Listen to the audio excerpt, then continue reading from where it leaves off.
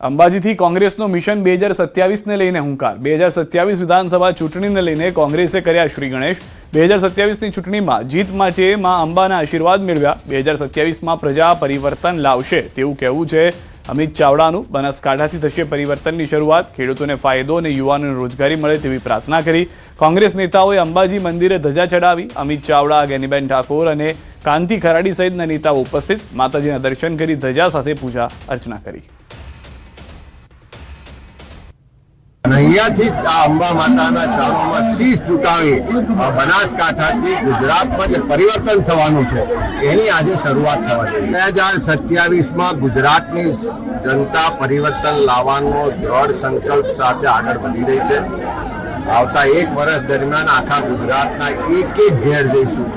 એક એક પરિવારને મળીશું એમની તકલીફો એમની પીડા જે એમનું દર્દ છે એમાં સહભાગી થઈશું એના હક અધિકાર માટે એના ન્યાય માટે એને જે અન્યાય થઈ રહ્યો છે એની સામે લડીશું અને એને